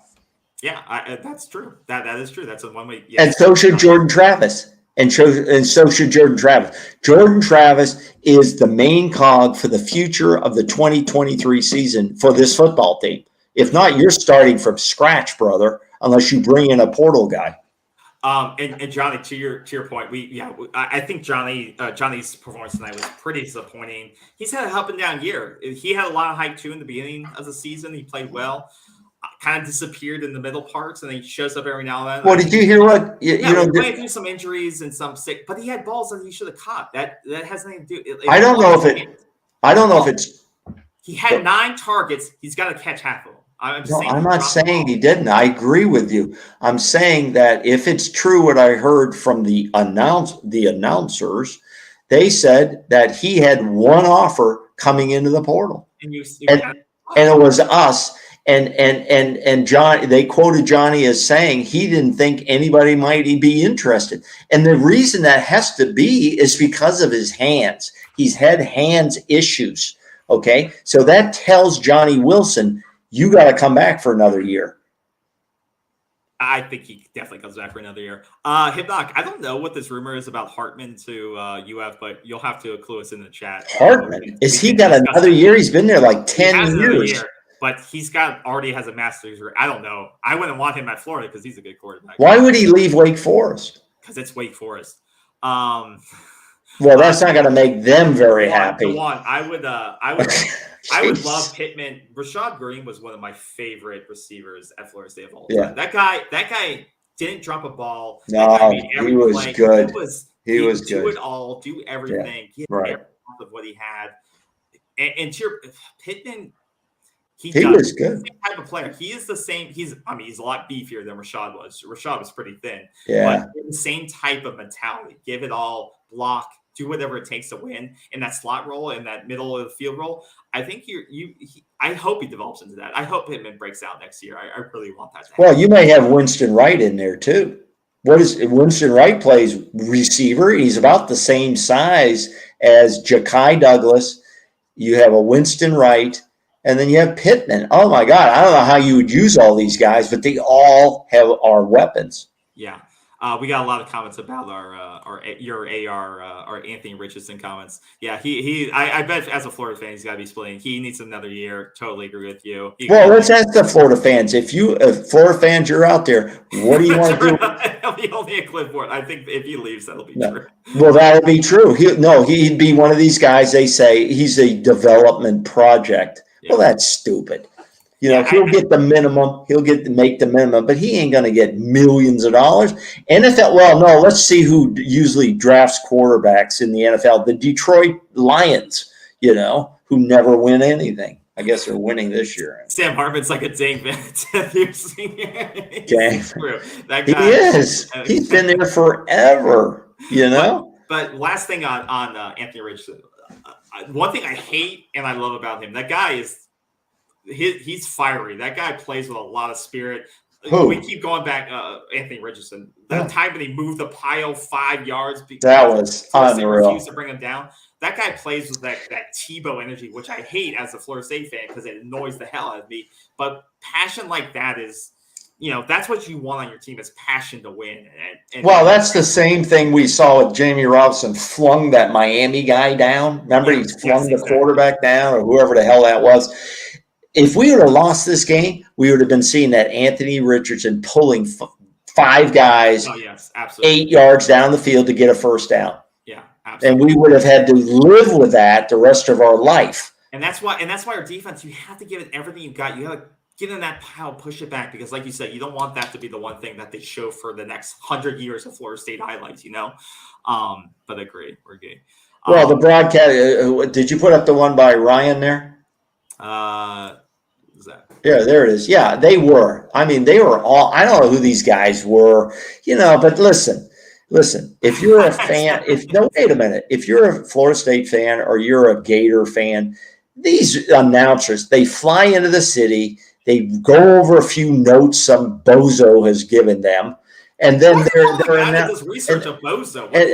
they're announcing the game because they're being handed cue cards on everything. We're not handed any cue cards. I may make some mistakes, No. But what I'm saying is they don't know that much about Anthony Richardson. They just don't. No. And that's nothing. I'm knocking the kid. He's just doing what he does. And I think he played hard. It's like they were kind of overhyping Travis in the beginning of the year. They're saying Heisman, I know. Pressure on him during the midseason. Anthony Richardson, they hyped him too. That's all media stuff that gets guys paid who write stories, who do goofy programs like this, but we don't get paid. Yeah. This comes right out of our own checkbook right here. Right here. That comes out of our checkbook. Yep. Yeah. And I agree with everyone saying about Wilson. He needs in the offseason, get in that route room, work with Dugans or whoever his coach is in the offseason for training and learn a. Do you think it's the routes or do you think it's catching the football? I think it's a mixture of all. I think he's just as raw as a receiver. I think he's just super raw as a receiver. I think he's just needs to continue to develop. work on his training. And I think once again, I think he has a ton of potential. He just needs to put the He's time. raw. He's raw, and he needs he has to that limited potential. If he can put it together, if it clicks, and if it clicks for him, I mean, that guy could be a multi-millionaire in the NFL. I was a little surprised we didn't see a couple of balls caught by our tight ends. I don't think we had one by a tight end, did we? Cam dropped a couple. Cam caught a couple balls. Cam had a couple balls. And then the blocking. I can't always forget his name. Marquise Douglas? No, he didn't catch any. Daniels. Yeah, he had Preston had one tonight, which is they tried to get it to him in the end zone, which is interesting. I would like to see Mike develop a passing, catching tight end a little bit more. Deshaun, I think we're on that collision course now. If Florida State, even if they lose the bowl game, I think ESPN and all the broadcasters are going to get this as Florida State as a top 10, LSU as a top 10, because that's going to drive people, that's going to drive ratings. And Deshaun, I think that's a great point. These bowl games, Deshaun, these bowl games. He's not talking about the bowl game. No, I know. Next year's game. I thought you were talking about. Okay, but what I'm saying is, I thought you were saying how people are going to react to us for next year, depending on a bowl game. These bowl games aren't going to look like the bowl games of past when all your starters were still playing. That whole thing has changed. That whole thing has changed. What good is it to really have Jordan Travis go into a bowl game, even if he's going to stay, let's say, even if he's going to stay? Why do we put him out there in that bowl game? Put more on tape? No, why don't we start Tate? Why don't we have Tate do it? And close out the season on a bad note. Like I get that. You play to win the game. A bad note would be if Jordan got hurt. That would be real bad note. Jordan's choice. If Jordan says, "I'm going to go out there and play," he plays. Hey, Jordan. Note to Jordan. I don't know. Yeah. Is the kicker just broken or a point shaver? Who said that? Johnny Howells. No comment on that because I don't know. No. I'm just gonna call him wildly inconsistent. No. Yeah, that's good. Now, last week or the week before, KB, you did say you had full confidence. I did, and then we can rewind the tape. And I sent KB a tweet when he missed that 38-yarder. You saw my tweet, right? Yeah, I did. But then when you text me, it's not a tweet. But then he hit one, and they hit he's inconsistent. Then he hit a 49-yarder. So he's inconsistent. Yeah, he's not. I think he goes out there better when they're like 45 plus because he feels if I miss one, nobody cares because it's so damn long, anyways. No, but agreed with everyone in the chat that's saying good luck to Cam and all the seniors. This is a great way for them to go out beating Miami and Florida. They gave it their all. And those seniors have been through hell the last 3 or 4 years. Well, let's focus on a guy like Keyshawn Hilton. This guy now, and Pokey Wilson. Pokey had that first fumble. And these guys, anybody that has stayed in this program for 4 years, all through the changes, all, the coaches, the COVID, all the other problems that have gone on. And, you got to take your hand off to them. They are the true recruit that comes in, stays in the program, and battles the way. And Keyshawn Hilton is one of those guys, just didn't see the field this year, and he's not hurt. And he's been, I'd love to bring him on the show. I'm going to try to bring him on the show as the mentality of a guy that continues to work. They brought in that guy as a preferred walk-on, Mickey Russo, the guy. I thought he was going to be the new punt returner. Talking about this guy, would you have like an NIL with Mickey Russo? I'm just saying. They, there's a little hype there, by all the media. They bring in his preferred walk-on punt returner, and because we had so many punt return issues, the guy didn't catch one damn punt. I guess he wanted to finish his career because he's from Newport Richey, Florida, but that's okay. One thing to note with these seniors, someone tweeted out, which is great. So these seniors saw the 36-year bowl streak snapped. A coach fired, 5 losses to rivals, 3 straight losing. Who sent that in? Someone tweeted it. Oh, good. But that's what I was saying. They had to go through all this adversity, and then then all these. He's talking about the students that watched all this, and that's why they were storming the field because this is like the pinnacle of a senior. If you're a student there, or even be on the team, you've gone through all this stuff. 36. Hey, listen. 5 straight losses, right? And then finally, it's like coming together. Listen. Listen, I'm a student at Florida State in 1973. We go 0-11. So I don't want to hear about adversity. The next year, I think we went 1-10. So, I mean, that's right. The fans had a right to go down there, not destroy the place, and have a good time. They didn't have to take down the goalpost. They're just having a good time. That's what college football's about. Yeah. College football is so different than anything else, and we love it. We love it. Appreciate the shout out, Belicioso, for congratulating us. We appreciate it. It's great to win tonight, especially on senior night for our guys. Be careful who we wish for. I see a lot of things out there. Bama, Texas.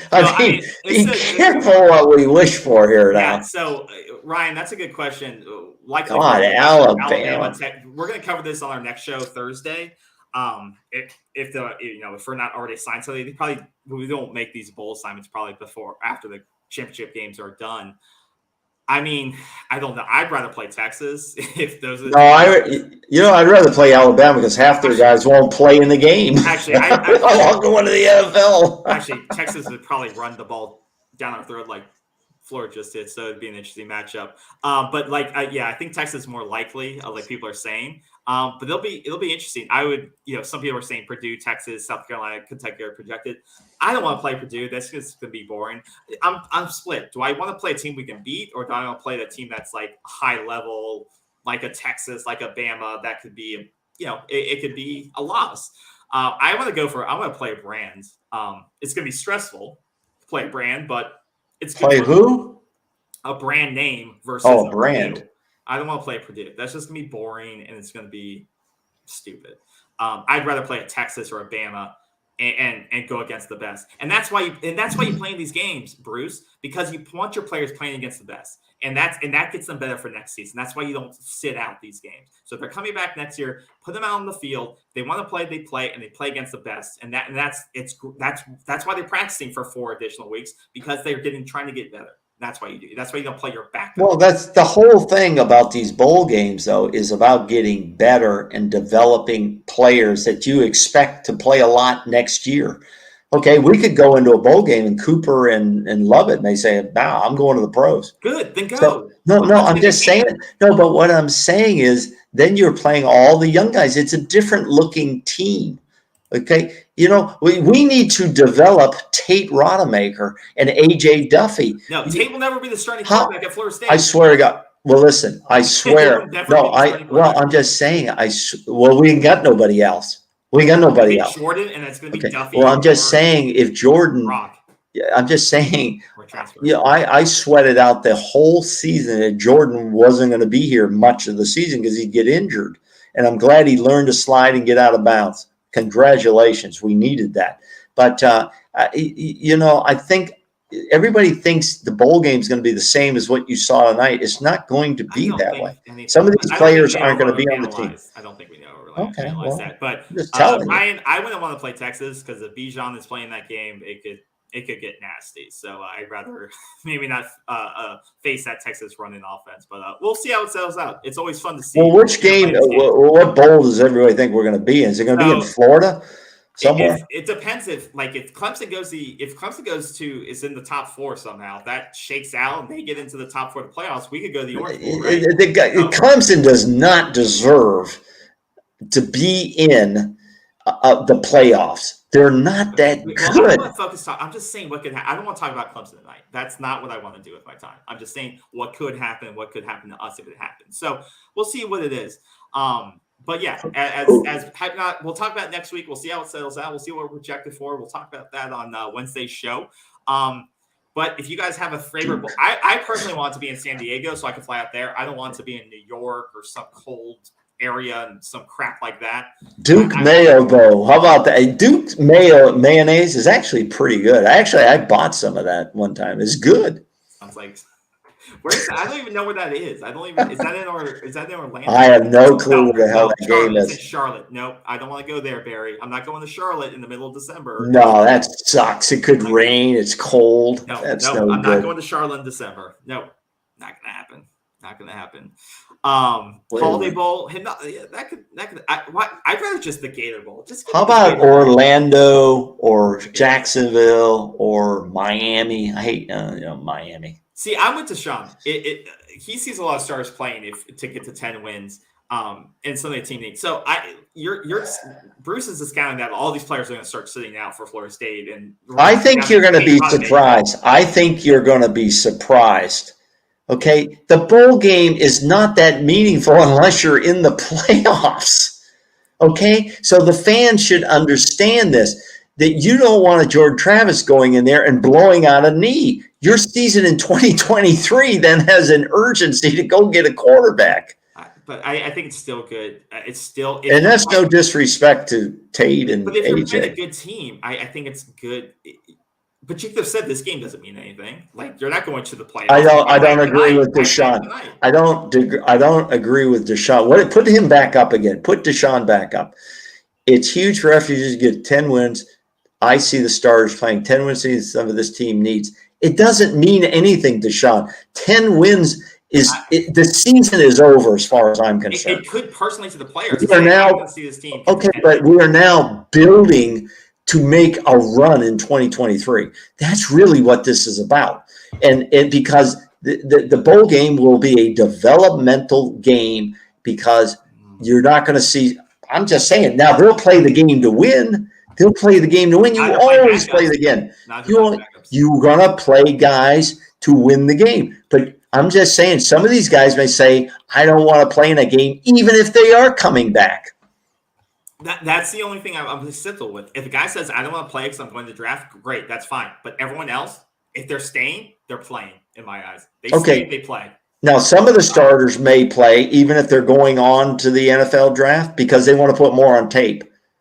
They want to put something on tape. Absolutely. ELB says, in terms of what's the availability for draft entries, come back for next show because I have my own thoughts on who's going to leave for the draft eligibility. Oh, we're going to do a new. That's another show. So we'll come back for that one on Wednesday. We'll go through that. Cheez-It Bowl in Texas. That Orlando versus Texas. I'm down for that, Barry. If we can get that in Orlando versus Texas, when would that be? It would probably. When is it? Cheez-It Bowl is that? Like but when is it? New Year's after New Year's? Because I have travel plans. Well, I don't think they're going to rearrange the game for travel plans. When is it?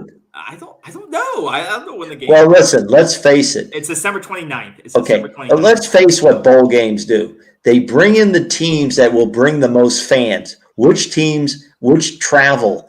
A lot of Florida State people are going to show up for anything in Florida. Okay, less Florida State people are going to fly to San Diego. Okay. But I think they're going to keep Florida State in Florida at one of the bowl games in Florida. And there's a couple in Tampa. What's the ones in Tampa? The Gator Bowl. No, that's in Jacksonville. That's been there forever. Outback Bowl. The Outback Bowl. That could be one of them, too. There's like 4 bowl games. What? Well, it's probably called something else. Outback's been struggling with their steak and pork chops. They still have it. Okay. No, it's called like the Relia Quest. Okay, well, yeah, it's whatever the sponsors, It'd be like if we got a sponsor. Anybody want to sponsor us? Bob's Bait Stand, maybe. But here's the deal. Yes, Dagby said, don't you get money for that? Oh, yeah, you do get money for it. And the kids have a good time. The kids go, they practice for you. They interact with the other team. They have dinners. They go to attractions. If it's in Orlando, they go to Disney World. They get a little swag bag of Xboxes and stuff like that. So it's a good reward for the team. And winning is important, but it's not really the big thing. It's getting out of there with experience, more play and development, the coaching staff, more interaction with the players, and then trying to get out of there with not getting key players hurt if they're going to play in 2023. Yeah, I think me and you fundamentally disagree on seniors and people playing in a game like this. In my opinion, and I'll leave it at this, then we can drop the subject. We can talk about it next year. But I think if a guy wants to stay, then he should play. If the guy wants to sit out voluntarily and says, I don't want to risk it, or I'm going to the draft, or I'm going to evaluate my next steps, fine. absolutely sit out. It's going to be. I think it does mean a lot to the. I think you aren't thinking about how much. Who you telling me I'm not thinking about it? About how much it means to some of these players to play, and a lot of them do play because they will risk it. They will risk it to play. I'm just telling you. I don't know because they've been through so much. Okay, we'll find out. We'll see. We'll see. But I don't want FSU fans to be disappointed when guys start sitting out. That's the nature of the game now. I don't like it any more than anyone else. But listen, this is a business now. This is a business now. Jameis Winston got in trouble because his friend gave him some crab legs over the counter. Okay. Well, I'm just saying now you can go down and pick up your new Corvette. It's a different ball game now. It's a different game. So these guys are thinking business-wise, what's the best business decision for me? But to Deshaun, what he just brought up, Dalvin Cook played in the Orange Bowl. You're right. Deshaun is correct, and I was glad he did. And a lot of people question that. A lot of people, it's a risk decision. But Deshaun, you're exactly right. And thanks for the comment. Yeah. So I think it'll be like I said. I personally want it to be up to the players to do what they feel like, and I think we should play to win and not just say, no, Jordan, I'm going to protect you from you. You're going to sit. I think it should be up to you. Know what? Let me go back to the Dalvin Cook thing with Deshaun here. He's exactly right. But I think the thing at the time was Dalvin was trying to make sure and cement himself as a first-round draft choice because running backs a lot of times aren't first-round choices. And there was some question or something. But Dalvin Cook, the way I heard the story, wanted to prove that. And by God, he did. My God. So a lot of times it's about, do you have something to prove? And he was doing that for a business decision because he was going out. Yeah. Agreed. So yeah, we can talk about that next week. But good comments. So thank you, Feltro. Great win. Thank you for that. Appreciate that. Last thing I want to show up. Who said that? Put that up. I didn't see it. It's still up there. I didn't take the Evelyn Woods speed reading course like you did. Literally on the screen. Okay. Oh, great win, guys. Yeah. Who's that from? Tennessee fan. Tennessee. That was you a Tennessee fan there, Feltro? Yeah, you lost your quarterback. That sucks. Because he wants you to bring that up right now. No, I'm just saying if we lost Jordan Travis early in this game, we may not be having the beer bath in the locker room that I had. Hey, by the way, go back to the beginning of this tape tomorrow before the NFL starts. Oh, no, tomorrow's the big game. It's not Sunday. This is Friday. Right, here it is. Let's play it. Oh, man. He's not done it. Oh. Yeah, Mike did it too.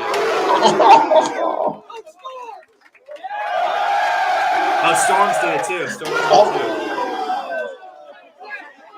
That's great. This is what it takes to have a dynasty. Do you understand what you're trying to build? You're trying, as we show this again, this is right. You're trying to build a dynasty here, but it takes stability. Bobby Bowden was here 30 plus years to build a dynasty. I'm not sure any one coach can do that. Could a Mike Norvell say, if he has success and continues to build, just stay here? This is a great environment to live in Tallahassee, work in Tallahassee. And once your system's in place, you just change a few parts now and then. Or if you're Jimbo Fisher, you don't change anything. Then shit. He's got his hands full. He plays LSU tomorrow. Good luck with that. But do you understand my point?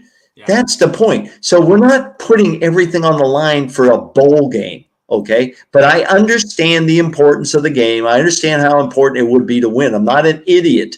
Okay. Yeah, well, that could be debated. Well, I haven't seen any fans say I'm an idiot yet. Okay. But I get it. But you have to understand what we're building here, Yeah. And as someone said, at least we're done paying Taggart finally. I didn't know. Are they done? Are we finally done? Is that it? Is he cut off now? Well, Lord. No, wait a minute. Are we done paying Jimbo yet? I guess he had to buy his way out, right? Yeah, he left. Jimbo had to buy out. Taggart, we had to pay him out. Yeah, we're going to pay a lot. I understand he's in trouble at FAU now, maybe because he's like 5 and 6 or 5. not good. Not good. But yeah, good. all right. Well, good things all around. Once again, I think we're gonna wrap it up there, guys. Yeah. Thanks for joining us. 34 or the final score was a down to the wire. Dude, I'm so deep in it right now. Final Oh score shit. 45-38. Florida State Yeah. survives, but I would say Jordan Travis and the offense carries us to a win, which is great to see. They're tuned in right now. Can't wait to see who we get for a bowl game. I want to thank you all for dropping by tonight, giving us a great interactions. Gator fans, Tennessee fans, Florida State fans, everyone was in here tonight. So we appreciate y'all for your time and spending time with us tonight, celebrating the victory. We really do. But my heart is dead. I'm right there with you. Oh man, I'm telling you. What time's the noon game? You know what? Let me say this before we wrap up. Ryan, we'll talk about recruiting on our Wednesday show. Yeah. Wednesday Hey, show. listen, we appreciate y'all. Hit that bell so you'll know when we're on, okay? Please hit that subscribe and that bell and you'll know exactly when we're on. So a couple more things before we take off. First of all, noon games suck, okay? Noon games suck for not only fans, but players. Players hate noon games. Did you see the schedule for the noon games tomorrow? Wait a minute. What? Sorry, I won't bring up Jimbo. I won't bring up Jimbo anymore, I promise. Oh, that's great. We appreciate it. You an Aggie fan? We appreciate you being in here. But have you seen the schedule for the noon games? Some of the best games of the day are on at noon kickoffs. Michigan, who's what, number 2 or 3? Ohio State, which is number 2. They're playing at noon.